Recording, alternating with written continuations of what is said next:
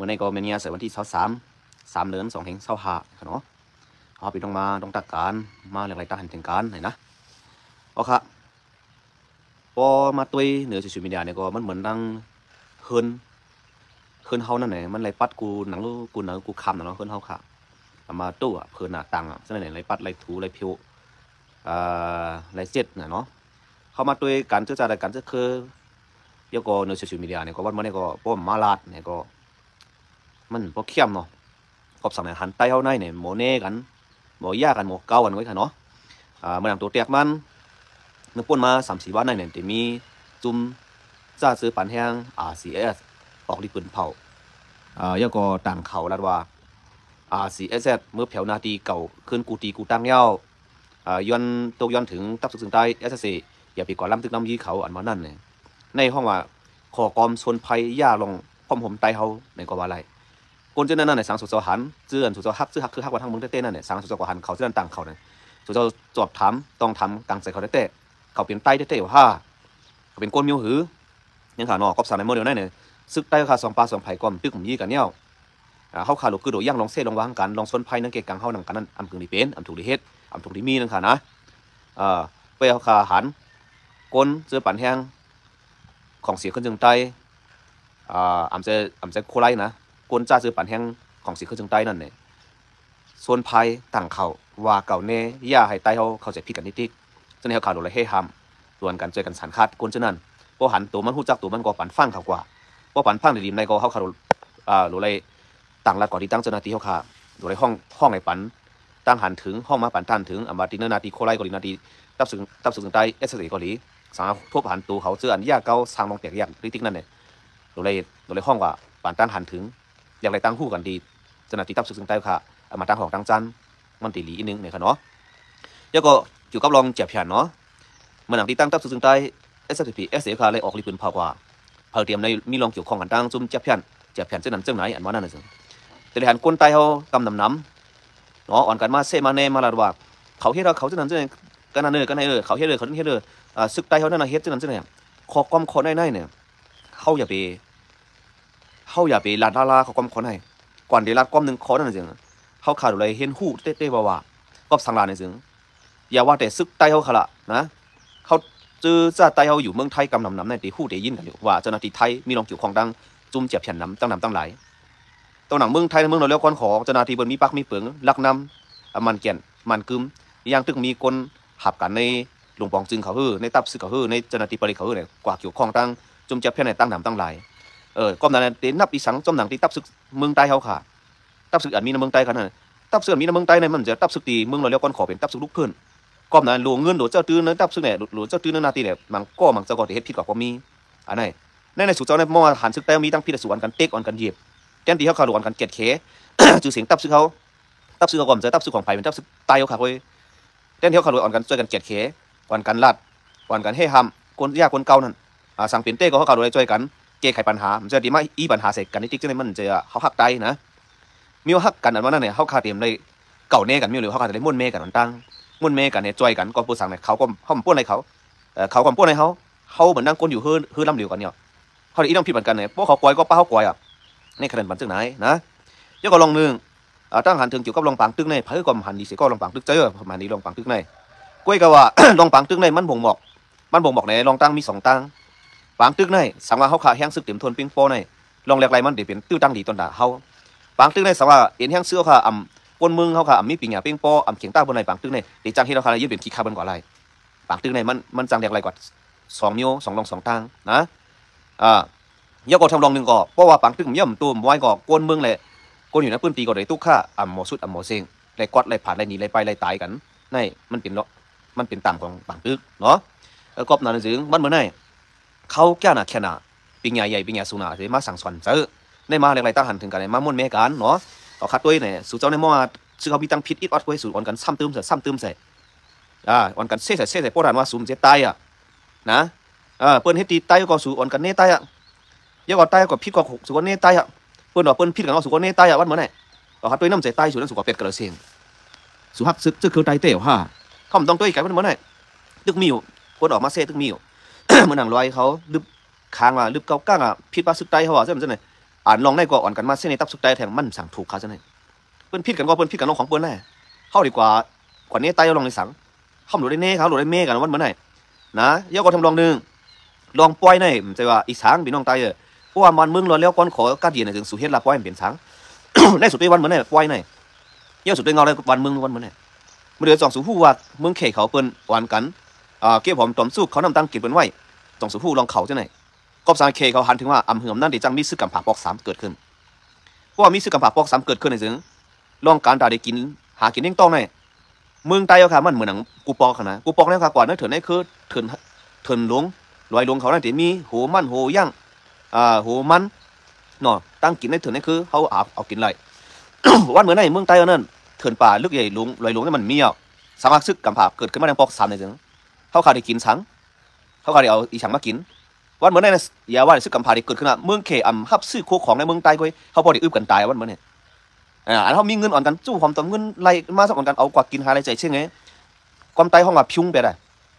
พิ้งไปได้ดีกะในเขาขาดหลุดได้มุ่นเมกันจะมาเส้นเนกันเนี่ยในประมาณนั้นกันเนี่ยไอ้ไต้หวันเนี่ยมันขี้เกียจเปิดเฮ็ดปล่อยเงินมันก่มเจอเงินเนี่ยมันจะเงินเขาแต่ตั้งนานว่าทุกข้ามันประกันทุกข้าทั้งเสียงอ่ะสุดเฮ็ดปล่อยนั่นเจ้าเสียเจ้าจังเจ้าคู่อ่อนกันอ่อนตะกะให้ปล่อยติ๊กป้อมหมอว่าทั้งเสียงก่อนนะเจ้าเสียเจ้าคู่เจ้าจังเขาว่าป้อมหมอวนถึงอนาคตตั้งหน้าวนตัวหมดเลยแล้วเสียต้องยุคเข็นตึกกันเนี่ยเขามันเข้าแห้งมาเกิดเดี๋ยวจังเกิดเป็นซึกกำผาปอกสามมันนั่นยกก็ตั้งเจ้าเครือดินนับยำอิสลามในดังเจ้าเคยอยู่นี่ก็ตึกกันตายหัวปากมันตึกกันกูวันเนี่ยย่อสุดตัวกันในไทยดังกัมพูชาก็ติดพิษกันเงาในวันเมืองเปลี่ยนชื่อเมืองไทยก็หมดเลยก็ไปบางมีก็หลีไปมีขอตกคนกล้าไข่โกนงตื่นดังในเมืองไทยก็เป็นไข่ก็ตั้งเบียร์นำเขาเป็น60ไปกูมีใหญ่กูมีลงอะไรในสุวรรณตัววันดังนามาแต่เฮ็ดจึงหือกำพองก็อยู่เมืองไทยถามเดี๋ยวเลยอยู่กัดอยู่เย็นเขาอยู่เมืองไทยเนี่ยเมืองไทยหมดเลยมันกึ่มดินเศร้าเมืองไทยหมดเลยเมืองไทยหมดเลยนะเนี่ยหลวงปองจึงดีมันขายกินวันขายกินเมืองอ่ะเพราะว่าเมืองไทยสุกสร้างไหนซึ่งมันก็ตุ้มเตื้อบางคนไตย้อนเบอร์สามย้อนเบอร์คนไตก็อยู่เมืองไทยหนำในบ่อเราลองปล่อยหน่อยให้ทำลองปล่อยม้วนเมกันเนี่ยไล่จะล้ำกันเจ้าหน้าที่พอทุกข้ามาผมมีกินมียามาสมัครซึกไตเขาอ่ะเมื่อสูมีกินมียามีเงินมีตองสูดำบ้วนถึงก็หันก็ซึกเขาดำบ้วนถึงวันเขาเมืองเขาใช่ฮะบ้วนถึงวันถึงเมืองเขาเจ้าเคยในป้อมมีซึกได้หรือมันเด็ดทุกข้าซึ่งเนี่ยสูกลมบ้วนถึงสูมีเงินมาสูกเฮ็ดปล่อยยงเป็นให้ไหนดีกว่าเนี่ยมันจะว่าเส้นเน่ม้วนเมกันได้ทัดตัวใครเงาในวันเมืองมาเดี๋ยวจอมมันกึ่งดีเปลี่ยนกึ่งเฮ็ดท่าเนี่ยวนไปเดี๋ยวลีพี่น้องคนเมืองใต้คนคือใต้เขาเงาในวันเมืองดีสิตัวในเมืองใต้ก็เป็นบางตึงกูตั้งหัวมันเดเป้หัวมันเดซุมาหัวเจ้าเคยเดไล่เมืองหัวเขตจังเอาแห้งซื้อหลุมหล่ำลงมาในเมืองเขาเนี่ยเขาก็หูจังเงาในตั้งนาสังเกิดซึกกำผาปอกสามเนี่ยเขตจังเอาซื้อลงมาในเมืองเขาเขตจังเอาซื้อลงมาในเมืองเขาย้ำพอมาด้านสามารถแห้งซื้อก็ขำมีนะสิเขาขาหังแห้งเปลี่ยนเมืองคืนเปิ้นเมืองหนังเมืองใต้ขาที่ตกซุ่มกับปัน1 เขตเมืองหนัง12 ปันหน้าเนี่ยเชียงลุ่งเนี่ยอยู่นานเนี่ยใช่ไหมเมืองใต้ก็ตกเป็นเมืองคืนกว่าเป็นเจวิงกว่าเมืองเขตกว่านั่นเนี่ยพวกเขาขำมีแห้งซึกตั้งนานมาสังเกิดซึกกำผาปอกสามารถนะสิไผมีแห้งซึกก็พอดีอยู่ไรพอดีเขตซึกคือมันไรตั้งนานนั่นเนี่ยเขาทำบ้วนอีสังการเขากลุ่มหาย้อนซุปถึงเมืองดีปั่นได้ดีกว่ากลุ่มเฮ็ดปล่อยได้กว่าปลัดมาเนี่ยคนเนี่ยคนของเขาพงก็พอใจหนึ่งก็เขาก็เมียลงปล่อยเนี่ยห้ามกันไม่เฮ่กันไรพอมีเงินเป็นของลังไปหม้อจ่อยดอกพอซื้อก็หาเนาะจ่อยดอกตับซื้อเขาจ่อยปานเงินเดือนก้นซื้อจ่อยปานตุกกีตาร์ก็หับกันซื้อเขาเสียเป็นตุกกีตาร์มาเท่านั้นจ่อยแถมเขาหรอจ่อยแถมหรอเนาะแทนคือเขาลองดิไล่ลองไปปิ่งอย่างในลองเหยียดได้จ่อยแถมหรอในการลีกู้สัวเนี่ยในสำเฮ็ดนักกันยับนะวันเมื่อนั้นตัวใดพี่น้องว่าสมมติเฮ็ดปล่อยเปิดทางเฮ็ดเก็บซื้อเดียวพี่น้องว่าพวกแห้งซึกเต็มมาเปิงล้วนกว่าตั้งหน่อยนาทีก็กว้างมากที่พี่น้องว่าเปิดเฮ็ดไล่ปกป้องซื้อคือไล่ปกป้องแต่ดิปกตังจึงเมืองเจเมืองจึงเมืองตังหน้าพี่น้องว่าเขาเฮ็ดตัวใดตัวเปิดเฮ็ดอะไรเขาสำหูกับเซ่ว่าได้ดิว่าต้องซื้อเงินปิ่งอย่างที่พี่น้องว่าเขาเฮ็ดในเขาหลวยมาเฮ็ดเป็นตอนสอนเขาหลวยเอามาปกป้องในมุ่นเมในจื้อในคือเขาแข่งก่อนนะตัวใดพี่น้องว่าไหนเขากลุ่มกับเซ่เขาไว้วันไม่สุดตัวใดเขาเก็บซึกเก็บสังแห้งซึกแห้งกองแห้งกังเบิ้ลเต็มโทนพอล้วนออกนาตีแทงก่อนแห้งซึกเบิ้ลมันเมื่อไหร่อ่านเขาในกลุ่มกับเซ่เบิ้ลเขาทำมุ่นเมตัวเก่าเขามุ่นเมจื้อเขาคือเขาก็ยองกองเป้าเมาจำลองปล่อยติ๊กพอหาลองปล่อยก็พิงทุ่งแน่ก้นหนึ่งคือไหนมีพิงทุ่งแน่เปิ้นซ่องมาก้นหนึ่งคือไหนมีพิงทุ่งแน่จังนั้นจังไหนมีพิงทุ่งแน่นาเล็กเปียงตันก้นที่มีเมืองค่ะนะมีพิงทุ่งเสียมีเมืองในมันป่องลองสังกัดด้วยพี่น้องเจ้าคือในเมืองไทยแหละเขามีพิงทุ่งก็เจ้าคือหมักเจ้าคือดำมีเมืองจังใจพิงทุ่งในดังเมืองในเขาได้เมืองในลองใหญ่เลยสิพิงทุ่งนี่ด้วยเขรูพิงทุ่งเขาจงน้ำเมืองเขเขาต้องได้มีปีมาเขเขา1 ปี 1 ปอกไว้เฮ็ดสังเมืองเขาคือในไม่สูงสัมปอกูมาเขาสัมปอเปียงตั้งอเมริกันมาวันเมื่อไหร่ อันเขาในพิงทุ่งในย่อยๆย้ำ12เดือนได้อ่ำมีเหลือนเหลียวไว้ที่จากเมืองเขาซ้ำตกเตี่ยมพวกมีดีตกว่าเนี่ยตกแทงเนี่ยเมืองเขาเนี่ยก็ยองกวางเขาจะมาพิงทุ่งเขาเนี่ยเขาเลยฮักษาเมืองเขาได้ทำฮักษาเขาเนี่ยเมืองเขาได้ฮักษาเนี่ยมันเกลียดเขยเนี่ยเมืองเขาหรือเกลียดเขยพิงทุ่งไว้ค่ะเนี่ยก็เลยมุ่นเมกันนิดนึงภูมิปิงหยาตั้งหัวเขาเลยเจ้าคู่เจ้าอีสังเขาก็เลยป่านตั้งหัวคนเมืองนิดนึงจะเก้ากันเฮ็ดป้ายดิ๊กอันเขาเลยเก้ากันนะหรือเก้ากันเฮ็ดป้ายปิงหยาน่ะนำดูอ่อนกันทึกส่วนสัตว์เทได้สั่งเงินเขาหรือกินหรือเจ้าหรือหลูได้ว่าพอจ้อยแถมได้ที่ห้องเฮ็ดหนอแดนคือเขาพอจ้อยแถมได้ที่แต่พวกปองหนอแดนคือเขาเนี่ยมันจะมีเงินมาก็ผิดบอกอีสังอีชิงมากินเมาเราเมายาเมาเก็บไหมเงินเป็น10 แสนปากแสนเฮงแสนกินหาไรใจเช่ไงที่นั่นที่ขึ้นเหยียบมาส่งเลยละใต้เขานี่ใครมาเรียงอะไรตั้งหันถึงกันเนาะเซ่กันจะเขาได้เนี่ยมาเปลี่ยนอะไรตั้งหันถึงกันเขาเนี่ยวนอินหล่อพอหลัดมาไอ้นี่มาเซฟมายัดพิงทุ่งใต้อะเขาข่าวว่าซื้อพิงทุ่งใต้เนี่ยเขาคำไม่นักน้ำหนักมันปิ้งกันเมืองเขาค่ะเพราะว่าเขามีเมืองในพิงทุ่งในกาใครเข้มแต่หรือเข้มนะเพราะว่าเปิดมาอุปเปิงเขาเนี่ยเปิดป่านเอาเฮ็ดเขาผมจังเฮ็ดกับพิงทุ่งในไอ้เสียงโอ้ก็เรียนน้องพูดเลยเรียน2 ไฟพูดเลย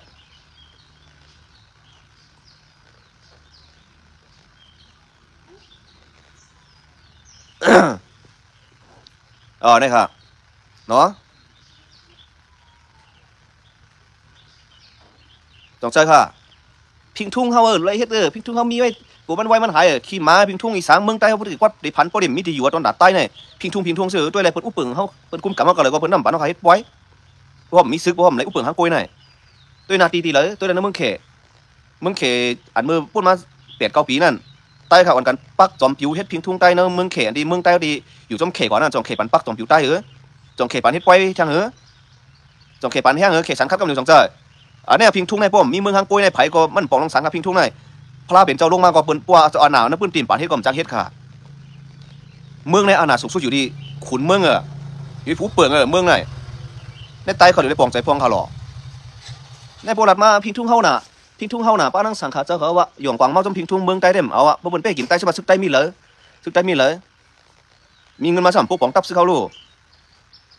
รีบเพี้ยนตัวหลีเขาแหละลองปล่อยลงลำเนี่ยอ้ำแต่ก็หู้ตีกว่าที่ไปมันใส่โคใส่เลี้ยงตัวเขาแต่งตัวก็หัวว่ะนะเขาในมันหมอเรียกไรจมเงาไรกำผาตัวลองแต่งตัวค่ะคุยลองแต่งตัวซื้อหลังซึ่งเมื่อกับปานกูปอก็บอกใส่โคเงินโคคำปานอารองหลังใจยังก็กับปานเมื่อเดี๋ยวนี้ก้นคือเปิ้นใส่โคจังเป็นเงินเป็นคำคือมามีจังเปิ้นใส่หมดเดี๋ยวจังเปิ้นใส่โคหมดเดี๋ยวเปิ้นอย่างไรก่อนจำกับจำปานมันแต่ใต้เขาได้อ่อนกันใส่โคใต้ในมือมาเปิ้นโคอารองเปิ้นโคนั่งผีโคอารองโคขุนเอาข้ามมาใส่เขาได้มันไปกว่าทั้งนาอะไรตึกอยู่กับปันมือป้นมาเท่า50 ปีปากปีพูดในเขาเนี่ยตัวโรคไรใส่โคกับหัวว่ะเกียกอันมามีเกียกอันคือฮะใต้เขาใส่โคลองใส่โคได้ก็ย่อละแต่เขามาแตกนึงในปันลองกับไตเขาจ่องขึ้นเปิดนั่นคนกับตั้งคนไตเขาเปิดเรียกไรจ่องเรียกไรจ่องเปิดเรียกไรน้าตั้งตีขึ้นใหญ่เนี่ยขาดเรียกไรอ่ำจะเรียกไรน้าตั้งตีโต๊ะแก้มกว่าใจในไตเขาเนี่ยมือปานหน้านั่นปานต่อสื่อขันเผาเขาปานเมืองไตเขามีเกาไฮโหใช่ไหมพิงทุ่งใต้มันหนำเป็นหนังในขาลงพิงทุ่งใต้ไหนมันหนำเป็นหนังในขาลงเมาเฮ็ดปล่อยลำที่ขาลงกูบอกได้แต่ว่าเมืองใต้ในกว้างใหญ่ยิ่งใหญ่อันใต้เตะจะซุ่มเมืองมาในเขาในหย่องกวางเมาจอมลงปล่อยลงลำหย่องกวางเมาจอมลงพิงทุ่งดิ๊กนั่นขนาดมีเงินมากินเกี่ยวกันเนี่ยผิดหมอกหาปีหานอกมากินเกี่ยวกันเนี่ยเงินมดเป็นกองแหมเพิ่มมดมาก็หาเหตุการณ์ให้มีใครแต่พวกป๋องซื้อคือสังพวกมีเงินมามันจะพวกป๋องซื้อคือพวกป๋องลงปล่อยลงลำลงพิงทุ่งไว้ด้วยวันเหมือนในเมืองใต้เขาถ่อมด้วยเขาถ่อมตีเมฆคู่คือเสียงเขาในปังตันคายยกอตีตั้งคู่ปงสอนของลุงใจภาพปันปังตันคายเขายังมีหอเสียงหอข้ามเขายังมีผู้เปิงนาลินกันในตั้งเขยยำตึกยำยีกันตั้งมงโกเลียยำตึกยำยีกันเมื่อเหลียวในห้องจังก่อตึกตั้งมงโกเลียตั้งเขยช้างตัวหนังเจ้าคือในเมืองใต้เขาแต่มีปัญญามีน้ำกัดอะไรพิวอะไรสั่งสอนเขาอะไรก่อนในเมื่อเหลียวในมันจะมีน้ำใจใครสั่งสอนใครลืมเป็ดเจ้าคือมันใจเมื่อเจ้าคือหวานอิดก้อยมาขี่หูใต้เขาต่ำจังงอกหูตัวปืนไรในอันนั้นยังเบอร์สังจังทันเขาตั้งเขกูปกเป้งกันมือปันเจ้าผ้าเขาขุนเอาค้ำเขาปันเขาหาจะในจังทันเขาหมดเดียวจ่องเป้งเปื่อนเป็นแตกนึงทั้งเขละแตกนึงทั้งเจ้าคือในเขาต่ำใครเป้เจ้าคือวันเหมือนไหนเขาไปพูดตัวไปมุ่นเมตัวแทงในเขาเดี๋ยวมุ่นเมหมดเลยเขาเดี๋ยวมุ่นเมหมดเลยเดี๋ยวมุ่นเมหมดยังพอหมดใต้คือก้อนเหลียวนั่นก้อยลัดกันห้ามกันป่าดั้งเถื่อนก้อมไรตัวลีมันเนี่ยกำนำบินเจ้าคู่เจ้าจังเขาวันเฮ็ดปล่อยอากาศเฮ็ดปล่อยได้ดิ๊กหน่อย พิงทุ่งเขาตัวเมืองใต้อันตีเขียวกว่าจงเขปันเฮ็ดปล่อยใต้กันเมื่อไหร่หรือสิปล่อยเดือนห้าจงเขปันเฮ็ดหรือจงอยู่ใต้จงบนปันโป้หรือพิงทุ่งใต้ที่จังเฮ็ดหลักกันหน่อยก็บอกกันว่าพิงทุ่งใต้ลองใหญ่พิงทุ่งใต้เราได้มีป้อมมีเมืองในพิงทุ่งมันปองลองสามเปิ้นมากุ้มกับเมืองเขาพิงทุ่งเขาเปิ้นปันให้เขาย่อมจากที่เราอะมันแจงแรงลีน่ะลองเจ้าไหนมันแจงแรงลีน่ะให้สั่งในภูมิปัญญาของฮู้เขาลองเจ้าไหนเจ้าคู่ของฮู้เขาลองเจ้าไหนฮู้นำเจอเขาโย่ว่ะหน่อในปันด้านถึงก้อยมันจะลานะมันจะพิษนะเรียกอะไรตั้งถึงกันก้อยเขาก็มาอยู่ในขับตูใต้เนื้อเลือดใต้ก็เขามันก่อมพึงสังก็มันพวกในปากปีเขาก็เงี้ยนจวนเนาะย้ำพอมันมาเกิดเป็นในจะคือใต้ในขาใครใต้จูป่องใส่จู้หูตูมันจะมาเกิดเป็นคือมีวันมีเมืองคืออันยำมีปืนหอเสียงหอคำมาเสียเขามาเกิดเงี้ยมือย้ำพองป่านเขาอยู่ในหอผ้าคลองจอนเพราะนั่นเนี่ยมันนานเรียกหมอกกระหือเขาเดี๋ยวไม้กองลังไปเกี่ยวกับมุ่นช่วยตายไปแล้วหรอกตายเปียดไหลในดีเกิดมาเป็นโก้ในสังเกิดมาเป็นก้นเหตุการณ์ตาก้นเกิดมาเป็นคือใต้เหตุการณ์ตาคือใต้ถ้าเกิดเป็นไม้อย่างนี้เกิดเป็นมูเป็นไก่อย่างนี้บนในเผากินเนื้อก่อนใช่ป่ะเขาเกิดมาย้ำพอมาวันเมืองเขาตุกฆ่าตุกเดี่ยมมือเจ้าคือเขาแตกแยกเจ้าไหนเขายังหลวงเลยคัดใจเป็นป้าก้อนหนึ่งตั้งคัดใจตายเจ้าคือเขาจังคือเนี่ยอะไรขึ้นตาเจ้าคือเดี๋ยวจังพ่อมมันขึ้นนั่นให้ป้าเขาก้อนหนึ่งหรออย่ามีป้าหรอกอย่าป้าจำไรจืดตีว่าใต้เขาหายป้ามันก้อนหนึ่งใต้ยืนเป็นปืนป้ามันก้อนหนึ่งอย่ามีป้านั่นอะไรจืดนั่นพี่น้องใต้เขาใต้ในย้อนพิงทุ่งน้ำป่นเลยไล่ซุ้มเมืองปันเขเทียงอินปันว่าเทียงอินปันลอยใต้เต้หายกานิกปันนั่นเนาะกว่านิกปันนี่ใต้ในใครปันมันนิกปันนี่เจ้าเสียเขาเจ้าจ้างเขานะห้องเขากว่านิกปันนี่ติ๊กเลยบ้าดังเสียงก็เลยห้องเขากว่านิกปันกาลูกกาปีใจหูชิบหูปากหูเฮงเสียนมั่วกว่าเมืองนิกปันนี่เต้ก็ไปได้กว่าสิก็บอกกันใจจื้อใจคืออีออดก็อ่อนกันท่าอ่อนกันป้องอ่อนกันเน่การใจคือได้ก็การใจตับซื้อได้อ่อนกันเซ่อ่อนกันลาอ่อนกันกินห้องตับซื้อเขาก็ทุกข้ามาสมัครตับซื้อนี่เลยพวกหลุดใจสัมจอยพวกมีเงินมากกว่าหากินกลุ่มกันนี้ถูกมันได้ค่ะลองตายเอาเฮ็ดปล่อยในข้าก็ไรใจเขาก็อาจมีอยู่ปีนั่งป้อหนึ่งเนาะที่มาดัดลองปล่อยสั่งลองนั่นขาดถึงจอมขานั่นปล่อยสั่งลองนั่นหันถึงจอมไฮเฮ็ดจะหันถึงจอมที่หันดีจอมลองเฮ็ดปล่อยอย่างลองนั่นข้าหันถึงจอมหันดีจอมลองเฮ็ดปล่อยอย่างลองนั่นเฮ็ดในเลยฮู้ลองเปลี่ยนเต้มันเสียเฮ็ดผู้ที่ปอมมันเสียเฮ็ดใช่ฮะก็เดี๋ยวว่ามาเงินเขาแหละเงินมันใจไหนไว้ไหนที่เตี้ยไตเอาลงในเป้กันก้อยไตเขาในพอมีกองมองอันดีลีเสปันเขาเต้เปิ้นอ่ำตับเอากองใหญ่ยื้อก่อเปิ้นเป้กว่าเย้าเจ้าเย้าค่ะเมนเอาค่ะแนวขาดโดยเรียกไล่โดยมุ่นเมกันเต้ว่าวนไปเลยว่าพิงทุ่งเฮาโดยเลยเกตเคโดยทิ้งซิมว่ามึงเขาในเปิ้นบ่เอากว่าบ่ได้เสียงอ่ะต้นดำมึงซ้ำอ่อนกันออกมาละแต่ทิ้งซิมดำลาดต่อค่ายินหมุนจมจังกำพองลานว่าพิงทุ่งเฮาเนี่ยเลยทิ้งเลยทิ้งพิงทุ่งเฮาเนี่ยคือกูได้หนึ่งคือได้บ่มีพิงทุ่งนาเล็กน่ะว่าเก่าข้าหันถึงว่าแต่คือคนคือได้ป้อมมีรองศูนย์อะไรแต่ทางขอมีวันเมืองอุปถัมภ์กวยในนาเล็กหรือสิเปื่อนอ่ะเขาว่าได้มีพิงทุ่งนาเล็กค่ะมีพิงทุ่งนาเล็กยากกว่าวันเหมือนในพิงทุ่งไตน่ะเปิ้นฮู้มื้อละว่าพิงทุ่งไตมีสังหลายเขาคืออย่างไหนกำหนึ่งก็มันก็เป็นสังค่ะลองพิงทุ่งนั่นนะคืออย่างไหนกำหนึ่งก็เป็นสังค่ะอันนี้มันแล้ววันแล้วผมเก้ากันเฮ็ดปล่อยมีเงินมาเก้ากันเฮ็ดปล่อยกินอะไรใจเสี่ยงไงโม่ไหนเสี่ยงไงป้อมมีมากกว่าหาป้อมมีมากินเกี่ยวกันเนี่ยโม่ไหนเสี่ยงไงให้ไหนได้ที่ก้อยเขาแหละการจอยคือในก็เป็นกู้สู่อันนึงค่ะนะเป็นกู้ในคู่กลุ่มหุ่นอันนึงค่ะนะเขาเกิดมาเหนือหนังดินในเมืองใต้เนี่ยเขาเกิดมาเหนือหนังดินในเขาข่าวเลยผู้จักกลุ่มหุ่นหนังดินในเมืองใต้เขาก็เกิดมาเนื้อหนังดินที่ผู้กัดแขนของเขาอ่อนกันเกล็ดเคเอาเนื้อเดือดใส่จะเรียกไว้ปั่นเขาเนี่ยเขาเลยผู้จักกลุ่มหุ่นเขาเจ้าเส้นนั่นนะเขาได้ใครว่าซื่อเนาะไม่ใช่ว่าเขานับอย่างพวกท่าพระเป็นเจ้านับอย่างหม้อเมืองหนึ่งเมืองกูเมืองในกูดีนับอย่างพวกท่าศาสนาพระเป็นเจ้าในเมืองในพระเป็นเจ้ามักมันบรรณาเนี่ยมี4เมืองค่ะนะเมืองกาลาเนี่ยพระเป็นเจ้ากอดมามักมันบรรณาเนี่ยมีค่ะในก่อคำเจ้ากอดถังเรียกว่ากอดพิพาลองศาสนานะเพราะว่านั้นศาสนาพระเป็นเจ้าได้พระเป็นเจ้าในสูงสุดแล้วว่ะกูกับว่านั้นการเอาวันเมืองสูงสุดในเป็นขุนผู้เปิ่งวันเมืองในสูงสุดอะเพราะในอาณาอำนาจในนะพี่น้องคนเมืองเขาในฮาริปองใจกันอีกนึงแน่เอากว่ามาเก้ากันเฮ็ดปล่อยติ๊กโบราณมาซะมาคำพองกับนักตัวข้าวคนนั้นหมดเลยคำพองเนี่ยคำพองนักตัวข้าวคนนั้นคำเพราะหันนี่จำลองเฮ็ดปล่อยเนี่ยคำพองเนี่ยใต้เขาเนี่ยมันไรอ่ะมันไรอ่ะก้อยกับไรสิต้ากับการแต่เวลาติ๊กอ่ะลองปล่อยในเขากันในอกโอไว้แล้วว่ายำเฮ็ดมาถึงมือเล็กขนาดพิงทุ่งปล่อยให้จอมพิงทุ่งเขาหมันแม่นนั่งแค่นี้อีกหนึ่งแน่พิงทุ่งเขากล่อมใจหมอกมิ้วเฮ็ดกระป๋องกระเป็นพอเปิดมาหันใต้เฮ็ดปล่อยในเปิดมาเราใต้ทุกข้าตีเต้เขาตีนวันตีอยู่ที่กินว่าเต็มเมียแผ่นดินเมืองใต้ก็สัมพอดีเสียงวันเมื่อไหร่สุวรรณไปวันเมื่อไหร่เมืองใต้ปอดจันสังว่าพี่น้องปะโอ้ไรกว่าตัวตีเมืองปอนรวยแหลมสีเสียงปองร่องหัวปุ้งพี่น้องปะโอ้มักมันเป็นเจเมืองเขาก่อนนะถึงสุวรรณว่าใต้เอาติจังไรสอนลีกเขาตั้งนานมาในพื้นที่นั้น ในพื้นที่สีเสียงปองล่องหูปงตองกี้ยองหวยเมืองป้ายไผ่ขุนสีกิบตั้งแต่รวยแหลมลุงตั้งเมืองปอนใช่ไหมเพราะว่ามันมักมันปันเจเมืองปาโอ้ถึงจองปาโอ้ในปันเขาขาดสอนอีกใต้ฮะอันนี้การจื้อคือสองเขาเดี๋ยวสอนอีกใต้ฮะกับป้วนวันหลังมาได้ลิกใต้ขำปันสอนโคใต้ขำปันนุ่งเมื่อป้วนมาญามาเย้าถึงอะไรมานุ่งคนป้วนมาหมอก5 ปี10 ปีมาได้ก็อะไรมานุ่งโคใต้เลยเฮ็ดปล่อยใต้ขึ้นหน่อยตั้งปาโอ้เขาหายของเขาเพียนเขาปั้นเขาตั้งปอดจานหน่อยตัวดีในก็ค่ะพิงทุ่งในกาใครยิงใหญ่ล่ะเพราะว่าผู้เปิ่งวันเมืองในอ่ำใจใต้ถึงเพราะว่ามันว่าปันเฮ็ดในใต้เขาจังเฮ็ดด้วยอะไรเพิ่นก็ยี่ตายน่ะเฮ็ดด้วยเพิ่นเงียบใส่คอกน่ะจองที่ฮัดเฮ็ดจังเฮ็ดค่ะนะจังเฮ็ดนะเลี้ยงเบียร์เลี้ยงเรากาเปลี่ยนอ่ำใจพิงทุ่งแหล่นั่นเอาค่ะบ้วนตัวเขาเสมาปล่อยพลาเป็นพลาเนี่ยเนาะก่อนตัวถากเนาะสั่งลองได้เนาะสมมติด้วยพลาตั้งไอซันขี่มากกว่า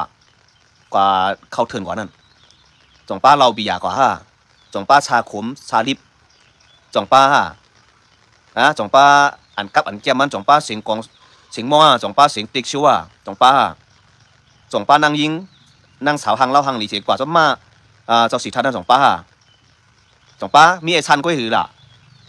เนี่ยเขาเฮ็ดในเฮ็ดสังในข้าววาดสินะไต้เขาขายเฮ็ดในเขาเฮ็ดพิงทุ่งในจือพิงทุ่งในเจอเวลาเฮ็ดมันพิษจากเขาคำในกู้โซ่สิปอกในกู้โซ่สิปอกเขาขายเฮ็ดนั่นเฮ็ดพิษมันขนาดเฮ็ดพิษไล่มันขนาดยังว่าทำเรื่องเขาใครต่างแล้วในบันเทิงเมื่อไกลเขาแล้วก็ลงตั้งเมืองใต้ปอดจานตั้งสีเสียงปากลงหัวโป่งไปกดเมืองไปนะเขาขายยำยาไม่ว่าเพียนอัมปานเขาสอนอีกใต้อัมปานเขาเฮียนอีกใต้อัมปานเขาใส่คู่ใต้อัมปานเฮ็ดไว้ตีมาใต้ในเขายาไม่เอาในยันปัวสางยันปัวเปิ้นอุบปึงน่ะเปิ้นกุ้มกำนาทีเปิ้นน่ะใต้ได้เป็นเมืองใต้ก็ว่ามันปันป่าโอเพียนโอกุ้มกำน่ะอันหนาเขาไม่รู้เปิ้นปันเขาเฮ็ดปล่อยก่อนนะเฮ็ดใครคู่ก่อนนะยกก่อนก็ในเมืองใต้ปอดองสุดด้วยหมดเลยนั่นแจงแรงหลีนั่นมันจะพิงทุ่งข้างนั่นซึกลอยเขาอันที่ซึกใต้เขาอยู่เช้านั้นเขาย่าลิกใต้เขาย่าไปลิกใต้เขาเอาลิกเขาเต็มใส่สองใส่หลายตีสองใส่ในย้อนเบอร์สังนั่นย้อนเบอร์สังย้อนเบอร์ซึกใต้เขามีนั่นน่ะเบอร์ซึกใต้เขาเอ็นแห้งเป็นโป้นั่นน่ะจังเขาเฮ็ดลายเขาย่าลายในพวกเขากุ้มกำมาได้เขาเดินปานเขาสอนลิกใต้เขาเดินปานเขาเต็มลิกใต้เขาขาดเหตุสื่อเดียวพิงทุ่งตื้อเขาเตะเป้เขาว่าเป้ไรกองกันหรอพิงทุ่งเขานั่นเพื่อเราปากกองห้ามมันเขาได้ไต่คิดโกนคิดกันก่อนมั่วนะก็เยอะใช่ป่ะนั่นไรป่องเสือเนี่ยตัวอย่างมันเหนื่อยไรกำเหลียวเนี่ยมันจะว่าคัดรับไม่ตั้งน้ำใช่ลองเปลืองเปลี่ยนเต้มันมีไม่กำเหลียวเนี่ยเนี่ยเขาพูดเลยพูดหรือไว้น้ำหนักเนื้อเห็นแห้งตับเสือหรือไว้น้ำหนักเนื้อลองพวกป๋องหนวดแกนเครือพวกป๋องป้ายผีเหนียวเขาเนี่ยพวกป๋องตับเสือเขาขับพูดเลยทางแค่ตัวโมดีกว่าเนี่ยเขาได้ไปป่องเฉยมีเงินมากกว่าหาตั้งหมู่จนจ้าตุ่มหูกันในเฮ็ดไว้ได้ดีกว่าตัวเองมึงได้ปอทองจ้องของเจ้าหลังอย่างหลงจ่องเขากุ้มทิ้งไรเหรอป้อมมีซึกแก่เขบันจ่องเขากุ้มทิ้งไรแต่กุ้มทิ้งไรเพื่อนหมักลงมาอึ้งเสือก็ได้ไปหมุนเจ้ามันจ้างก่อจ่องอยู่ไรพิงทุ่งเขาจ่องอยู่ไรมึงได้ปอทองไรไปหมดไรก๋วยขี้มดถือจ่องเฮ็ดไว้เฮ็ดลำไรมึงได้ปอทองยันเบอร์สามยันเบอร์หอมมีซึกนั่นน่ะว่าอีกทั้งเสือมันเป็นป้อน่ะพิงทุ่งในกาใครยิงใหญ่อ่ะป้อมมีอนากุ้มทิ้งมีอนากุ้มกำในมันจังเฮ็ดไรค่ะซุ่มเหล่าเฮ็ดเปลี่ยนมาลาลูเสียก็ข้อก้อมก็ได้มันจะดูเลยมาผิดกันเนาะพอเดี๋ยวเน่ว่าหาฮู้กำเหลือหมอได้กะลีรัดมานํก้อมในที่ใครเน่ว่าย้อนเบอร์ตับศึกษาได้ SSA เปลี่ยนเฮ็ดอะไรมันเปลี่ยนมาเนี่ยพอรัดมาจังไหนซ้ำไหนจึง5ซ้ำเฮาเป็นคนเหล่เมืองหาฮู้ว่าพอทองเป็นถึงพอจันเป็นหือพอเดี๋ยวรัดมาจังไหนเฮาก็ซ้ำเดียวตัวแตกมันเหมือนหนังสีเสียงปังร้องหัวโป่งในก็เปลี่ยนมาเข้าย่ำหึงอ่ะในเป็นนาทีเมืองได้พอจันพอเดี๋ยวรัดมาจังไหนเฮาดิเป็นลงเน่กันนะครับเนี่ยเฮาสิอันเมกันเนาะอันเก่าคาละก่อนมันกลายเป็นลงเมกันนะมันจะเน่กันนะเป็นลงเมกันเนาะโคตรใครบอกกับคำเน่โคขิวบอกคำเน่เด็กเขาขาลัดมาต้นตาเขาคำเมกันเนาะพอเสียลัดมาพอทองในไผ่เฮ็ดเปลี่ยนมาล่ะเนี่ยพอเสียว่ามันจะเนี่ยเป็นโคก้มเน่กันเนาะมันจะมุ่นเน่กันคนเนี่ยเป็นโคก้มเน่กันนะเพราะว่าเขาลัดแยกนึงในปัน2 นาทีเหมือนกันเนี่ยมันจะลงเน่กันเนาะค่ะเมกันเขาเนี่ยตั้งจันกองเตรียมในเน่พอทองตั้งของกับในเน่พอจันอ่ะก็ว่านาทีตั้ง2 ภายในมันเหมือนกันอ่ะเขาแง่เหมือนกันอ่ะเขาหลุดเลยเมกันเนี่ยเขาหลุดพูดตัวว่าเขากลุ่มพิดกันที่เรียมปีนั้นในคอกอมันในกว่าจะไหนใครตั้งน้ำกอมันพอเสียลัดมาจุ่มหลังเฮ็ดเปลี่ยนล่ะลัดพองรุดเสียก้อนมาคอกอมคนนั้นไปก้อมันตีกว่าเป็นรองแตกแยกอ่ะเขาเลยจังเน่กันนะเขาจะเมกันอะไรตีเน่กันนะครับเนี่ยคนจะปั่นแห้งตั้งจันก็เจอไปปองใจก็เข้าไปถึงขั้นในม้วนเมกันก็ตีเน่กันเนี่ยยังเป็นโคขิวอันเป็นมาตึกใต้น่ะปั่นนาลีอ้อยลีน่ะอ้อยลีเฮ็ดนั่นที่ไหนก็ได้เนี่ยเน่กันนั่นแหละเตียนตีเดี๋ยวเลยหมอม้วนเมกันสิเข้าหากันเลยช่วยเทียมกันนะปัญหาเนี่ยเขาสำเข้าหากันเนี่ยเน่กันเช่กันนะครับเนี่ยแล้วก็คนจะพูดจอมลองปืนปีนนั่งเบื้องใต้ปอดจันก็สำตีเน่โคไล่ครับเนี่ยพ ปอจันโกหนังนะปอจันตั้งมึงไตปอจันนั่นตัวแหล่สีเสียงปังร้องหูโป้งในปอโอ้เขาข้ามมันตั้งมึงไปผัดขู่ในคนใต้ไตกูวันคนไรเฮ็ดสังคนไรในอุ้ยหลีคนไรMC เหมือนกันเนี่ยตีเน่แล้วแหละแน่เฮาเมกันแน่อย่าไปลาดลงเอาดังพิษอีบันอันละหนึ่งเขาเดี๋ยวจังพิษกันไว้เขาเดี๋ยวจังเมกันไรว่าเขาลาดในเขาหลุดลาดในตั้งไทยว่าภาพรวมอ่ะเขาลาดให้มันกว้างๆไงเขาเลยมีลงกันข้าคุณพรจมกันเอาคุณพรจมกันผมเจอเดี๋ยวอีบันก็หลอกก็หนึ่งเดี๋ยวลองปล่อยได้เขาหันถึงว่าหมุนเจ้าได้ดังก้นหลงเขาหลงเลยม้วนเมค่ะลองปล่อยได้แน่พวกมันตึกมันยืนมาหมุนเจ้าเขาตั้มเกียรติเขียวว่าทั้งเมืองเขาอะไรจ้องเขาเจ้าไว้ตั้มเกียรติเขียวอะไรเล่นไปเหมือนกันมีคนซื้อเขาก็ได้แต่คำเป็นคำใจเลยเกียรติเขียวมันเท่าคันนั่นลิกไตนั่นเต้เปลี่ยนเปลืองใหญ่หรือว่าน้ำหนักเสียพิงทุ้งถูกแม่นค่ะถูกแม่นค่ะทำอะไรอ่ำไรว่าจุ่มไหลก้มทำเสียมันกว่าปลายก้มมันกว่าในตั้งดีลองแตกยาเกิดเสียใครหู้เขาได้ถามแนวต้องพูดดังนาสิก่อนพวกเขาทำเขาก้มเขาไหนเขาตอบมันดีมากจังหือพวกเขาตอบมากจังไหนมันดีเป็นลองแตกยากันไหนเขาเดี๋ยวเลยวนเขาเลยวนน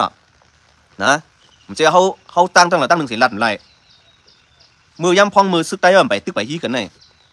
เขาหนูเลยลัดปันลงพ่อมโฮมดูลัดปันลงหลีช่างล่างปันก้นเมืองให้พ่อจู๋ป่องใจลงเขาผิดเปลืองตีกันเลยเขาได้ม้วนเมย์จังหือเขาลัดจังไหนปอยกาติก่อนเน่ซึกไตย้อนมือโคไลย้อนมือโคเกี่ยวเขาเน่มไรวันเมื่อไหร่โปเน่ก็ปัญหาขึ้นมาขึ้นลองแตกแยกลองเส้นเน่กันมากขึ้นกล้วยย้ำพองมือเขาซึกไตตั้งของนั่งจันตึกกันขึ้นนั่นมือนั่นเขาขาดการได้ลัดปันลงเปลืองเป็นเต้นพื้นตีแล้วก็ลัดลองเปลืองเป็นเต้ได้ก็ให้ฮัมบ้าลองแตกแยกกันให้ฮัมบ้าในเขาเฮ็ดจังไหนนะพวกเขาติเสกันว่ากันเน่กันที่ก็เป็นปังค่ะพี่น้องคนเมืองเขาเนาะในหมอไทยกาลีก็หาตัววิดีโอเสียว2-3 วันมาเนี่ยเสียวทึกเซ่ทึกเน่อย่าไปเฮ็ดขึ้นไรเย้าเพราะว่าเขาติเอาลงกันมาหน้าตัวซาส่วนตัวว่าใครเซ่เน่ถึงห้าหรือวางตัวซื้อก่อนห้าหมองบ้าห้าหมองใครว่ากอบสังไงเป็นลองลีไหนวันเมื่อไหร่ซื้อได้มันตึงดีกันลีไหนว่านะเข้าไปยุกยองก่อนดีเจอซื้อลงปืนตีวันเมื่อไหร่ลงปืนตีลงทบโปรเมคนเมืองในปืนตีเนี่ยเขาโตย้อนมาถึงโตย้อนมาตั้งแต่เมืองอยู่เมืองไทยบนน่ะวะลงไฮโตย้อนให้หัวเปาลงเจอซื้อลงปืนตีเนี่ยมือเขาอยู่เมืองไทยเขาโตย้อนถึงหัวเปาลงเจอซื้อค่ะลงมือหัดแถวดังสีเสียงตั้งปอดตอนตั้งวันเกิดเมืองนั้นเขานั่นก่อนเขาเนี่ยตัวนี้ครับผมจะชูตีมาหันลงตั้งพิษคำให้หรือไม่ไรหัวเปาลงเจอซื้อก็ลงมือออกตั้งกัดกูเขาลงมือแถวดังวันน้องตั้งออกวันเกิดเขาเนี่ยแถวเตะมือปีนั่นสูติต้องกันหรือว่าเจอซื้อมือหัดแถวดังสีเสียงนั่นในขณะเขาเป็นกวนเนี่ยเขาดูเลยวนหันถึงกวนดังหนามทำอะไรวนหันปุ่นสุนตัวเขานะใครสู่จะปองใจซึ่งไหนหมอได้กาลี่ก็เขี้ยวอีกนึงพอใครว่าก็ว่าลองเข่าลองเปิงเป็นเต้ปีอีตั้งพิปันตับซึกไตดิกนะซึกไตมันตั้งเฮ็ดสังฮัดเฮ็ดสังพอทองในลอยเขาว่าเส้นน่ะเชื่อมฮัดเฮ็ดสังเชื่อมฮัดเฮ็ดสังการซึกในมันหนูได้ป้าการเมืองเสียว่าการเมืองก็หนูได้ป้าการซึกเสียว่าการเมืองในการซึกในเพราะว่าการซึกเกมในว่าการเมืองเกมเพราะการเมืองเกมในการซึกเกมมันมีเหมือนโผล่เหมือนเมกันนะเสียใครหูมันจะอีช่างก็เดี๋ยวซึกหมาเมียวหรือมันไรค่ะนะหมาเมียวเป็นอะไรเรียนนอกไรแผนการเกมการเมืองแผนการเมืองเป็นมีเขานะซึ่งที่เขาก็หาพี่เป็นตั้งในเพราะวันหนึ่งมาเป็นวันกันมังเขาเนี่ยเคยก็ย้อนน้องเจอแถมเผยเขาพี่เป็นกลุ่มกุจุ่มในซึกได้เขาก่อตั้งมามือ2-3 ปีก็เป็นเจ้าเขาแหละลองตู่ทบมีมาตั้งนำตั้งหลายลองการเมืองลองการซึกเขาขับรถวนเส้นไหนพองหลอเนี่ยเขาไปกดเส้นนี้เขาบังไม่มีอะไรนะเหมือนเมืองไทยปอดจันก่อนหนังนั้นในเขาดำในเส้นนี้ดังปอดจันเนี่ยตั้งดีเมืองไทยดังปอดจันดังเสียงปังลงเนี่ยคนเมืองไทยตายกูวันเนี่ยอยู่นาทีที่จับดังโคไลเนี่ยเขาดำเส้นนี้ดังโคไลหมดเลยเนี่ยเขาตกย้อนให้ตุกส่วนคนดังปอดตัวนั้นอ่อนกันมาหับกันซึ่งนำก็หมดเลยเนี่ยอย่าไปเป้าทาโคไลมือจอยเลยอ่อนกันมาหับกันซึกส่วนกันซึ่งโคไลมือแก่เขขึ้นดังไผ่ขุนเมืองไปดังเสียงปังลงด้วยนี่ก็ขัดตึกส่วนซึ่งไหนหมดเลยกูปอได้กับเขาเนี่ยโคไลกูปอได้ย้อนสั่งละก็พูดว่ากูปอเขาเน่กันก่อนเน่กันมามันปั่นป้อนอีสังพี่น้องแตกแยกไว้เขาหลุดเมกันไว้เมื่อในพ้นของกันนั้นเมื่อหนังตั้งแสนบีกดไข่เมืองกุนเมืองบินได้ก็เขาเป็นเนตับซึกซึ่งใต้เขาหลุดตุกเขาหลุดตึกส่วนคนอยู่ในพื้นที่นั่นให้เขาหาการซึ่งในป่าที่มาสู่ซึ่งใต้น้ำให้เขาเมื่อเกิดเกิดขึ้นเมืองกุนเมืองมีดวันเกิดเมืองนั้นเขาขึ้นเมื่อหนังสือจุนไล่เขาซะหน่อยแล้วเขาตึกส่วนให้เขามาหาการซึกส่วนการซึกเมื่อเกิดเกิดวันเขาเมืองเขาขึ้นเพราะอะไรให้ซึกใต้เขากว่าเนี่ยซึกใต้มันไงค่ะซึกใต้ในอันยามันหนำออกไปเขาคนเมืองเลยป่องใจรองการอันไหนเขาเลยอ่อนกันก่อสันการนาทีไผ่มันนาทีปอดจันกว่าดีโคไลนาทีปอดทองกว่าดีตับซึ่งใต้เสมันถึงเขาย้ำเขาพี่น้องเห็นจังไหนพอผิดกันมาจอมเหรียญลิ้นนาทีเขาที่โตกันนั่นพอผิดกันมาเขาหลวนกันสันคัดหลวนกันสันคัดสามารถซึ่งใต้ขึ้นตึกขึ้นที่กันเขาขาดหลวนกันสันคัดเนี่ยการเขาหลวนในเฮ็ดวันเมื่อไหร่มันจะอยู่ตั้งหลังในทุนไพ่ให้มังอะไรที่มันไรวันเมื่อไหร่เขาปากันกวายลองพ่อมโฮมตกย้อนมาหึงเงี้ยวคือไตเคยไรกูก็อยู่ตีก้นหลงมันก็เปรัดที่ไหนค่ะอีกคนหนุ่มมันก็อีดังพี่บันคนหนุ่มนั่งสิมไรค่ะ ลองพ่อมโฮมเลยเขาเดี๋ยวคู่เดี๋ยวลองพ่อมโฮมก็ไปไรแทงเขาเดี๋ยวคู่ปลาเงาไรวันเมืองเขาเดี๋ยวคู่ปลาว่าพ่อมในเดี๋ยวพ่อมเจ้าหือแทงสีก่อนค่ะนะในขณะบันจึงไหนมันจะพ่อมโฮมได้หรือถึงพ่อมหมังไม่ได้พ่อมเสียที่ได้เปิ้นหูเขาก็จังเป็นไรหมังมีทำพ่อมกันเสียเปิ้นจังหูเขาก็จังเป็นไรการเมืองกันซึ่งมันจะเย่าดีว่าเขาพ่อมกันในห้างในพังเขาโฮมกันก็อยู่มันไรค่ะหมังไม่มีไหนแต่ตัวเงาไรจุ่มต่อจุ่มเงาไรวันเมืองนอกเมืองจอมในขณะเดี๋ยวบ้วนบาซึ่งไหนอย่าว่าลองพ่อมโฮมได้หรือถึงนักเกะกังตับซึ่งได้ปอนวัดจันก็เขาเดี๋ยวบ้วนบาแทงเมืองเขอะไรเมืองวันตกไอ้บ้วนบาซึ่งไหนแทงมันจะบ้วนเอาจุ่มเขาขาไปก่อมไรแทงค่ะนะผู้เดี๋ยวลองพ่อมไว้พ่อมในพ่อมซึ่งหือเขาเดี๋ยวมีทางพ่อมซึ่งหือนี่แทงเขาพี่น้องหมอได้กะลี่เขาเดี๋ยวเราเนี่ยเสียเขานะก็พอได้เดี๋ยวหันถึงว่าใครป้อนของกับพ่อมบดจันเนอพ่อป้อนของพ่อมบดจันได้ไตได้ยิงใหญ่อ่ะเนี่ยในเขาดูเรียกอะไรตั้งถึงแทงก็พงก็ว่าใครป้อนจันกับพ่อมป้อนทองเนี่ยตั้งวนทำไปปีนอะไรกันพ่อมได้พ่อมอยู่กูอยากสูดีมาพ่อมเขาเดี๋ยวกับพ่อมสูอ่ะจะไหนแทงพอพ่อมสูซ้ำอันตั้งหลังสูซ้ำมีไผ่ละลายพอสูพ่อมเขาซ้ำตั้งหลังเขาซ้ำมีไผ่ละลายอันหนาเขาหมอกกาหือเขาเดี๋ยววนจะไหนแทงแต่เมื่อวันเมื่อผังทางเมืองได้ปอดจันได้ผังทางมันตั้งหลังซ้ำเป็นอเมริกันนั่นขนาดตั้งปอดของตั้งผังทางตั้งหลังซ้ำเป็นเขนะเต้สิเขาได้หู้แต่ผังทางก้นตั้งดองตัวได้เปลี่ยนชื่อนั้นไว้ขนาดนั่นค่ะในเขาขาดหนูเลยวัวนี่เลี้ยเพี้ยนดีหนูเลยปลาตั้งหู้จอมปลากันนี่เพี้ยนจอมจะพ่อมไหนพ่อมาไหนมันไรค่ะนะเปื่อนตั้งใจย้อมปันเทียนเอจองเขาไว้น้ำนักไว้หลีไข่หู้น้ำใจเทียนเอนั่นน่ะอ๋อค่ะใจเอาค่ะพ่อมโฮมกันอ่ำเซ่อ่ำเน่กันในตีเปลี่ยนลองหลีตาใต้เฮาเต้ๆค่ะถูกเมียนค่ะถูกเมียนเต้ๆค่ะไม่สูงค่ะกินพักสังบาอะไรกินข้าวค่ะเมื่อไหร่บาอะไรกินข้าวค่ะตื่นไรแต่ยินไอผักกัดตั้งไอคิงอะไรแต่เงี้ยผักกัดแกงเขาอยู่นั่นแต่เงี้ยผักกัดแกงเขาอยู่นั่นแต่ออกค่ะในขณะอันที่เข้ามาลัดปั่นได้เนี่ยถึงอ่อนกันที่เพี้ยนตัวเสื่อนพี่น้องใต้เฮาใครลองพ่อมโฮมหักเสื้อคือนั่นเนี่ยอ่อนกันที่เพี้ยนตัวจะเต้ห้ามจะเต้ลองปล่อยในไอเตือนวานในถึงทัดฉางตัวนะปล่อยในเขาที่ว่าคือว่าปล่อยในปล่อยบางแขกได้ขับอันแห้งปล่อยบางแขกในปล่อยวันลุกขึ้นในปล่อยเจ้าจัดในปล่อยปีเมืองในก็ขับอันแห้งอยู่ใช่ไหมแต่ว่าปล่อยต่างเสื้อดำอยู่ในคำปันแห้งปันแห้งเมื่อมึงแต่เราเรียกก้อนคอเนี่ยใครก็เฮ็ดอะไรปล่อยก็ดีกว่าขี้ให้ก็มันก็กำนู่นเนี่ยก็เฮ็ดแหละนะก็ดีกว่าหน้าให้ก็ให้มองก็ส่งก็กำนู่นกว่าหน้าเนี่ยเฮ็ดลำเป็นสางพวกมึงแต่เราเรียกก้อนคอได้นะก็ดีกว่าหาปลาเอาเครื่องเสียงไงก็ปืนมันเพียงอย่างที่ว่าต่ำงานนั่งรู้ที่ผังน้ำไม่รู้ก็ดีกว่าหาปลาเนี่ยเฮ็ดกว่าอะไรเป็นทั้งก็มึงแต่เราเรียกก้อนคอได้เฮ็ดทางก็เฮ็ดละอันนี้มึงแต่เราได้ไปเป็นเราเรียกก้อนคอพอเป็นหน้าขึ้นก่อนหน้าขึ้นก้อนอยากก้อนผันซ้ำมีเงินมาไหลมาซ้ำพวกปองหน้าขึ้นซ้ำก็เอาเฮ็ดปล่อยกินไฮไลท์เดี๋ยวเชียงเอาไปปล่อยดีกว่าเลยวันเมื่อไหร่เขาเหมือนนั้นน่ะใต้เขา4 SSPP SNA เตกินข้าวโฮมหมู่กันมือละหู้นอลองได้เนี่ยมันอยู่ที่เขาขาคนเมืองจอมเขาวนตัววันเหมือนเนี่ยตื้อตังตายเขาเนี่ยลีเสลีอ่ะวันเหมือนเนี่ยสูวนตัวสูเรียนทิกตอกเนี่ยตายเขามีกูตีกูตังในเขาคู่จักกันหมดเลยข้าได้ขาดติดตามดีอ่ะพี่น้องตายทางเมืองเวียดนามก็ขาดติดตามไว้อ่ะนั่นทิกตอกปัดปั่นแห้งเบิ่นปั่นหูเจอเบิ่นอ่ะพี่น้องตายทางเวียดนามพี่น้องตายหลำพี่น้องตายทาง12 ปันนาพี่น้องตายทางเชียงทุ่งขาดติดตามไว้ปั่นหูเจอเบิ่นพี่น้องตายทางเมืองทางอัสสัมทางเองที่ยาเนี่ยก็พวกเขาเฮ็ดไว้ลงมาพิงเนี่ยพิงทุ่งขาก็ติดตามไว้ยุคผมเป็นมือปั่นดิอ่ะหนังคือเขาเดจังหู้จักกันขึ้นใต้เขาค่ะแต่เขาเคยจังหู้จักกันขึ้นนะใต้พี่น้องใต้เจอที่มีอยู่ตั้งป้อนหูเกี่ยวเลยสังตั้งสกัยใต้เขาเท่าไหร่เจ้าข้าโดยข้าใจที่ตัวมือคือจำใจกันกว่าที่ทิ้งยังอันเอาให้มันเปลี่ยนอันเดียวกันเจออยู่เมืองเปิ้ลเนี่ยเขาว่าจะในเมืองโฮมถูมาเนี่ยเขาได้เปลี่ยนอันเดียวกันไว้กูปองไปมีบัตรใต้เขาซื้อกูฮอตเผียวตั้งกัมพูชายังดึงมาโฮมในกรมสั่งเขาขับกันเนาะใต้ซื้อกูฮอตเผียวในเมืองกัมพูชานะเมืองเขมรเนี่ยนะแต่ว่าเมืองไทยเนี่ยกำพองใต้กำพองก็เป็นใต้มุสลิมก็มีใต้เขามาเฮ็ดไหวครับดูดีตั้งเมลิมเนี่ยพี่น้องใต้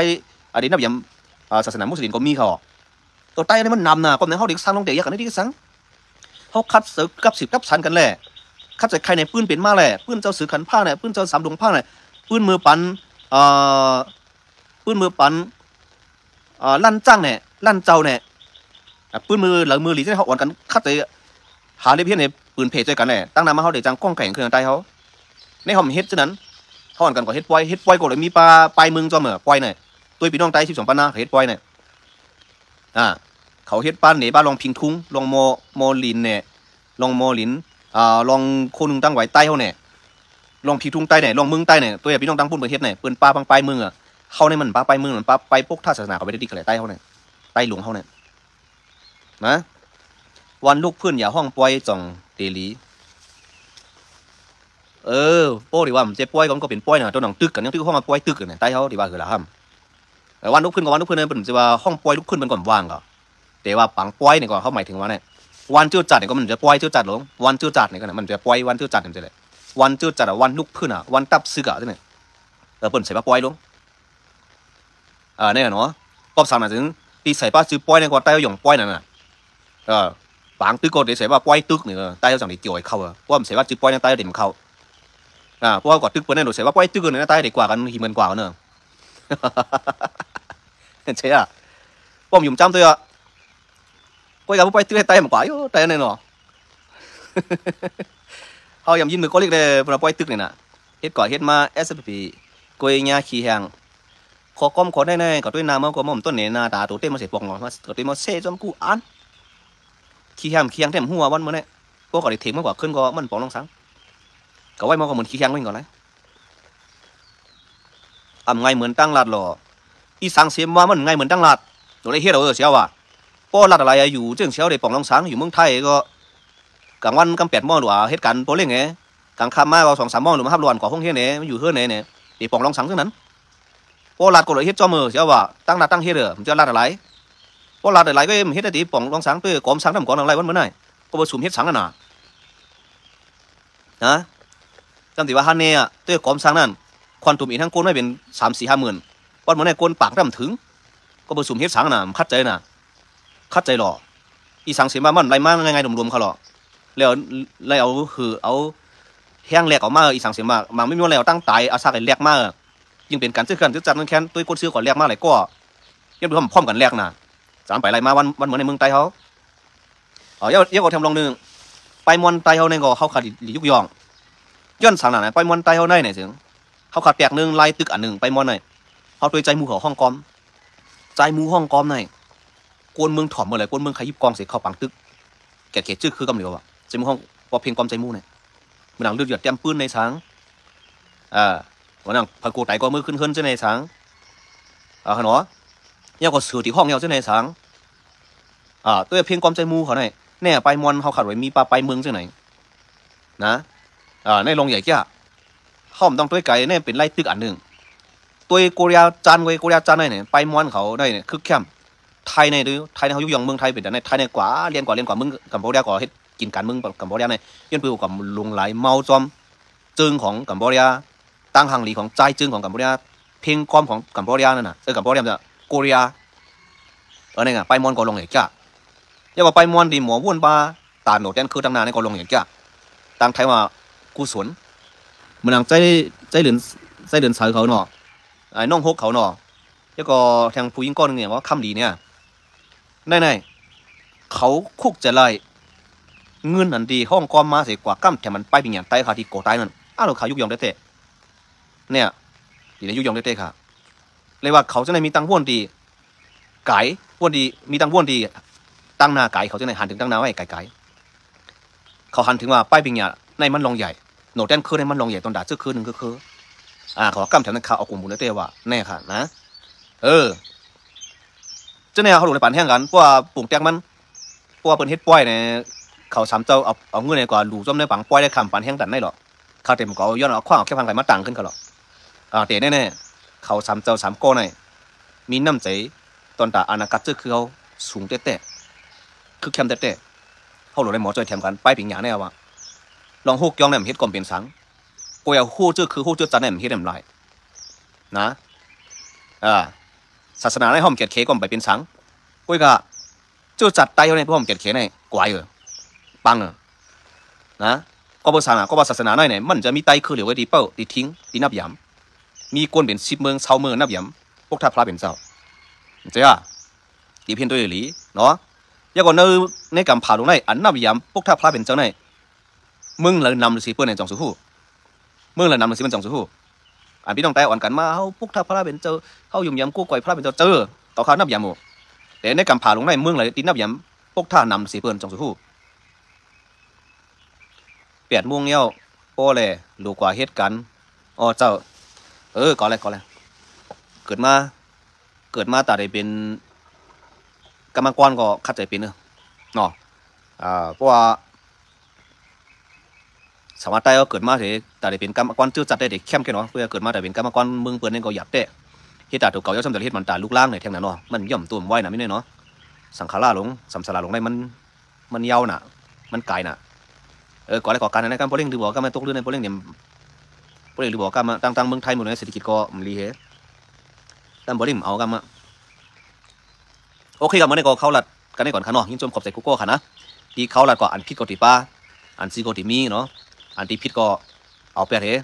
อันที่หลีที่เจ้าก็อ่อนกันตึกซ้นกันก่อแทงตักซื้อตักคือเอาตั้งนาค่ะเนาะเมื่อซื้อโคกโขละกินบัวเขาน้ำจัง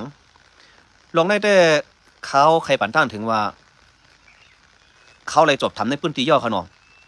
โบในเนี่ยตั้งตับซื้อเขาขากว่าซื้อดีเจ้ามันเนาะกล้วยวัวเนี่ยมันเป็นวัวแห่ยอบอะไรมาอะไรเนี่ยเขาก็เอากองยี่เหี่ยวเนี่ยจนในเขาคู่มาได้นะกล้วยก็เข้าไปลุกแถวในพื้นที่นั่นเขาเนาะกำเนิดเนี่ยเพราะว่ากองยี่เหี่ยวแล้วซ้ำเนี่ยก้นซื้อใครยากซื้อเสียงตับซื้อเสียงใต้นั่นวันกันตั้งเขาว่าโคกเขียวก่อนลักกินบัวเปิ้นเนาะเนาะก่อนหน้านี้เขาเป็นไตก้อนหนึ่งได้เนี่ยห้อมกึ่งอะไรหูเมาลองเปิ้นย่าซื้อเสียงตับซื้อเขาดูเลยไว้หูนักนิดนึงนะวันเมื่อไหร่เนี่ยเปิ้นใครซึกได้ตึกกันดีกันพิดกันทั่วนะเปิ้นใครใต้ก็แตกกันแยกกันทั่วนะว่ากอบสั่งเนี่ยพวกเขาพิดกันโม่กันนั่นน่ะสิเปิ้นเดี๋ยวเลยเอาคุกของเขาคังยังไงหนุ่มๆนั่นขนาดเขากำตันกอดด้วยตันกอดนุ่มลาคุกของเขานั่นขนาดนะนี่ก็ลองปล่อยลองรับเงินปั่นเขาเฮ็ดปล่อยน่ะกอบสั่งพวกเฮ็ดปล่อยเนี่ยมองมิงจำลองปล่อยลองรับลองเกี่ยวลองซื้อหน่อยสิห้อมตันให้กับมันกันเมืองสั่งน่ะกอบไหนลองเส้นไหนเนี่ยขานถึงว่าลองเดียวตับซึงใต้เอสซีลักกินโบ้นั่นเนี่ยเขาข้ามยุ่มค่ะก็เปิดสั่งน่ะกว่าหนึ่งเหลือในเขาได้ซื้อโวเล่นกัน2 ปอกค่ะคนซื้อเขาขายในพื้นที่ไหนเราคำมาอยู่น้ำเมืองกึ่งไหนหนึ่งเหลือในเขาเฮ็ดเล่นกัน2 ปอกค่ะโวไหนเขาเสื้อไว้ค่ะนะไม่ใช่ว่ากว่าย้อนเอาก่อนลักเอาโวคนเมืองค่ะนะอันนี้ก็เราคักใครต่างกันในบ้านจังไหนในขะเนาะตาเฮ็ดปล่อยจู้เงินกันเสซื้อข้าวซื้อหมูปันRC SFP กินข้าวโฮมหมูจำเจอกันอเมริกาถูกแม่นค่ะวันอาทิตย์เมื่อไหร่ไม่ดีกว่าเฮ็ดหาโปมันหาเมมั้งไม่ในเงือเตยมันไรค่ะนั่นไอ้นั่นไต้โก้ขายอย่างนั้นแต่มันไรค่ะมันเกิดมาในมือจัดก่อนวันหลังได้เนี่ย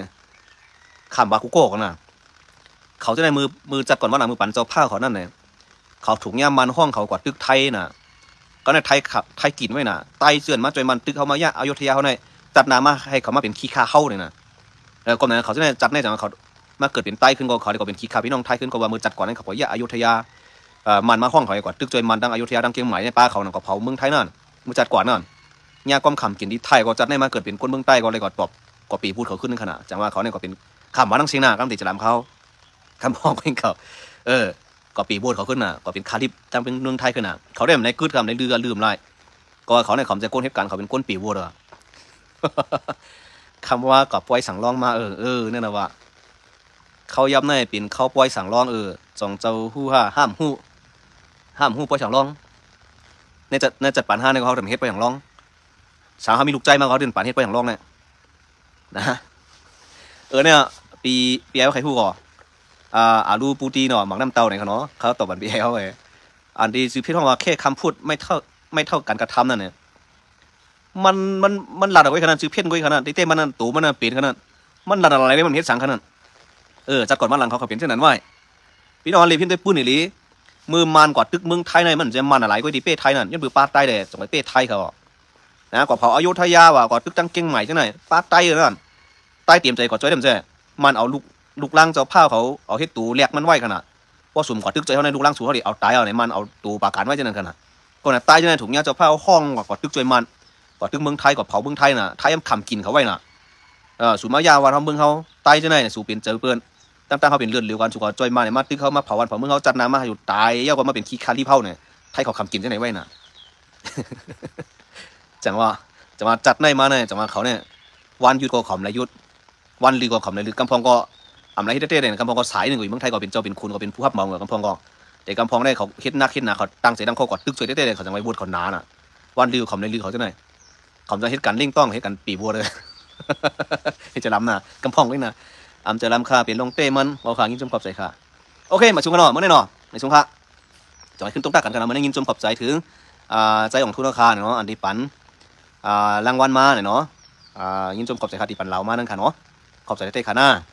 ไม่สูงใครอยู่ดีก็ดีกันกูก็ก้นขาวันเมื่อไหร่ค่ะคัดใจเงื่อนเวลองแตกแยกย่อคัดใจเงื่อนเวลองเสน่เขาขาดเลยคัดใจข้อหากันสั่งลองพ่อมโฮมตึกส่วนใจกันเมืองใดปอดจันก่อตึกส่วนใจกันค่ะเลยเมืองใดปอดของก่อตึกส่วนใจกันเนาะปีก่อนนี้ตับสึกใต้ปอดของเนาะ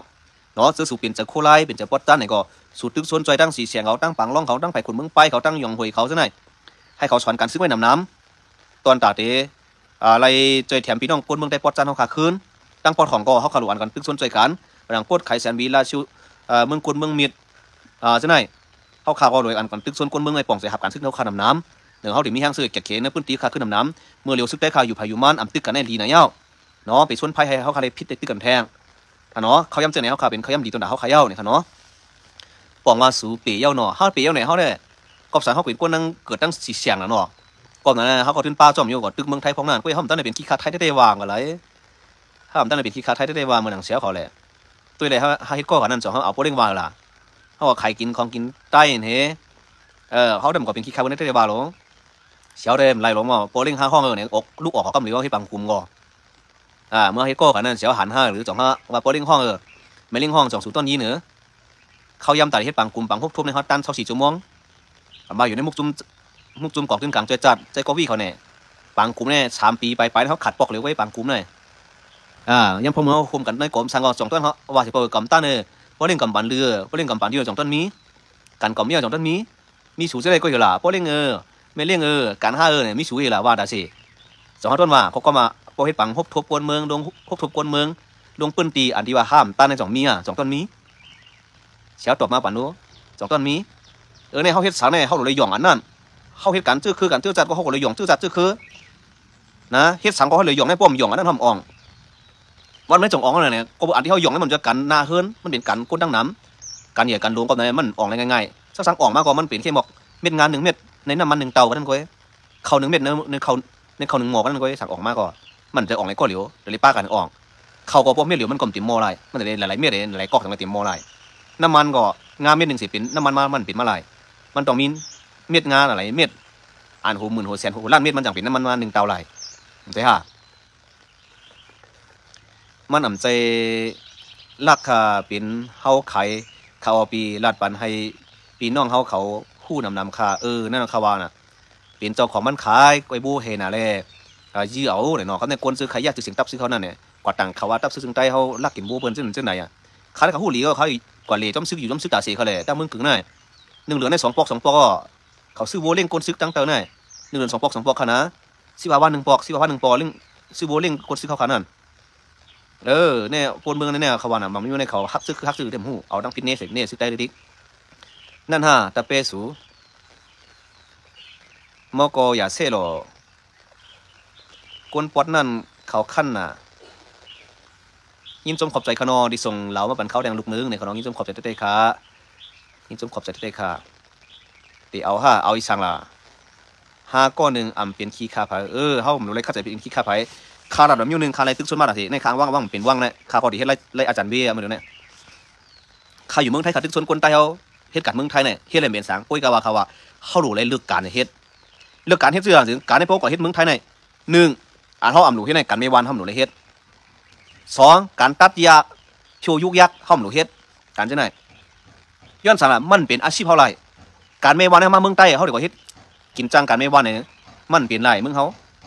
การตัดยาอยู่เมืองไทยเก็บยุกยักษ์เมืองไทยมาอยู่เมืองเขาเนี่ยมาเก็บยุกยักษ์มาตัดยาเนี่ยมันเป็นไรเมืองเขาย่อการในโรงงานก็เขาเฮ็ดเขาหมกสีตาก็เขามีเงินตุนลังถึงมาเฮ็ดไรเมืองเขาทั้งโคยแต่การในเขาดูเฮ็ดในเมืองไทยเนี่ย1การก่อสร้าง2การลั่นก๋วยเตี๋ยวเกาหลีลั่นอาหารเกาหลีการก่อสร้างการก่อสร้างเนี่ยการเย็บผ้าเย็บโคเนี่ยจังไหนเขาดูเลยเฮ็ดจังไหนมันเป็นปิงหยาที่จับตัวเขามาก็เฮ็ดเมวานนั้นมันปิงหยาจังไหนเขาจังออกมาเฮ็ดไรในเมืองเขาตัดเยียวยาก็จำเอามาให้ไรปิงหยาจังในเมืองเขาก้อยกับว่าการก่อสร้างในเพราะหมอเฮ็ดเยี่ยในมาเมืองเขาค่ะปิงหยาจับตัวมาซ้อมเขาเฮ็ดไรเขาทำมาเขาดูนอกสีเฮ็ดก็ไรการตาสีไรนี่มันเป็นปิงหยาจับตัวเขาการตาสีการสร้างปูนสร้างฉาบการด้วยแบบเนาะ เกี่ยวกันร้านอาหารร้านอาหาร